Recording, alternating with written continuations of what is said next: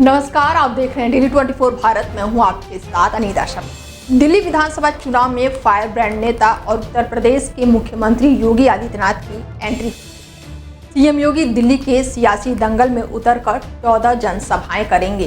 CM योगी की मौजूदगी चुनाव को एक अलग ही रंगत देती है। इसकी मिसाल महाराष्ट्र हरियाणा चुनाव में साफ तौर पर देखी गई थी और इस चुनाव में उनका नारा था बटेंगे तो कटेंगे ने खूब सुर्खियां बटोरी थी। दिल्ली का सियासी रण बीजेपी के लिए बेहद खास है, क्योंकि बीजेपी दिल्ली विधानसभा में लंबे समय से अपनी पैठ नहीं बना पाई।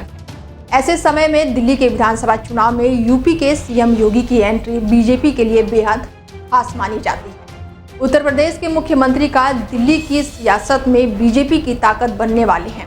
उनकी एंट्री से विपक्ष की भी टेंशन बढ़ने वाली है, क्योंकि पिछले साल महाराष्ट्र और हरियाणा विधानसभा चुनाव के आंकड़े सीएम योगी के महत्व को और बढ़ा देते हैं।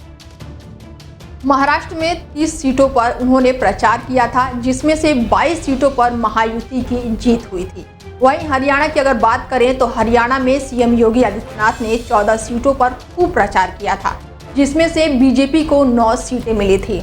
और अब दिल्ली में सीएम योगी से बीजेपी ऐसे ही चमत्कार की उम्मीद कर रही है। बता दें कि उत्तर प्रदेश के मुख्यमंत्री योगी आदित्यनाथ को फायर ब्रांड नेता के तौर पर जाना जाता है।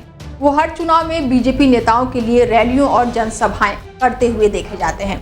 दिल्ली विधानसभा चुनाव में भी वो दिल्ली में अरविंद केजरीवाल और कांग्रेस के खिलाफ हुंकार भरने के लिए पूरी तरह से तैयार है। बता दें कि दिल्ली चुनाव में अधिकतम इलाके मुस्लिम बहुल आबादी वाले इलाके होंगे। योजना के मुताबिक उनका रूटीन तय किया जा चुका है और दिल्ली दंगों वाले इलाकों में भी योगी आदित्यनाथ के गरजने की आवाज साफ तौर पर सुनाई देगी। जानकारी के मुताबिक दिल्ली चुनाव के लिए सीएम योगी 14 जनसभाएं करेंगे। इनमें से 23 जनवरी को 3 जनसभाएं और 28 जनवरी को 4 जनसभाएं होंगी। इसके साथ ही 30 जनवरी को 4 जनसभाएं और 1 फरवरी को 3 जनसभाएं संबोधित करने की योजना बनाई गई है। योगी आदित्यनाथ की जनसभाएं खास कर पूर्वी और उत्तर पूर्वी दिल्ली में आयोजित की गई है। इन इलाकों में अधिकतम मुस्लिम बहुल इलाकों में सीएम योगी की रैलियां की जाएगी। बता दें कि दिल्ली में 5 फरवरी को मतदान होने हैं, इसलिए इसको लेकर पीएम मोदी चुनाव से पहले भी मेरा बूथ सबसे मजबूत कार्यक्रम को संबोधित करेंगे।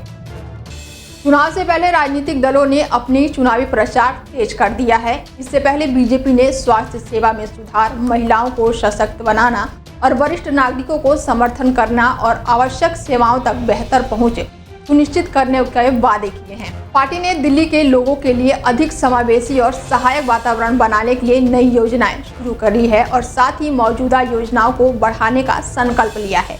बीजेपी अध्यक्ष और केंद्रीय मंत्री जेपी नड्डा ने शुक्रवार को पार्टी के दिल्ली विधानसभा चुनाव घोषणा पत्र जारी किया। प्रमुख वादों में बीजेपी ने महिलाओं के लिए कल्याणकारी योजना लाने का दावा किया है। इसके साथ ही गर्भवती महिलाओं के स्वास्थ्य और कल्याण को सुनिश्चित करने के लिए 6 पोषण किट और मातृत्व सुरक्षा योजना के तहत 21,000 रुपये का वित्तीय सहायता शामिल है। वहीं महिला समृद्धि योजना के तहत बीजेपी ने दिल्ली में महिलाओं को 2,500 रुपये का मासिक वित्तीय सहयोग देने का वादा किया है, जिसका उद्देश्य उन्हें आर्थिक रूप से सशक्त बनाना है। खैर, दिल्ली में विधानसभा चुनाव के लिए तारीखों की घोषणा हो चुकी है और साथ ही नामांकन प्रक्रिया भी पूरी हो चुकी है। वहीं 5 फरवरी को दिल्ली विधानसभा चुनाव के लिए मतदान होना तय है और साथ ही 8 फरवरी को मतगणना के लिए रिजल्ट की घोषणा की जाएगी। बता दें कि दिल्ली में 5 फरवरी को विधानसभा चुनाव के लिए मतदान होना तय है और साथ ही 8 फरवरी को मतगणना के बाद से रिजल्ट की घोषणा की जाएगी। परिणाम घोषित होने के बाद ही ये तय पाया जाएगा कि दिल्ली में कौन सी पार्टी अपनी सरकार बना रही है।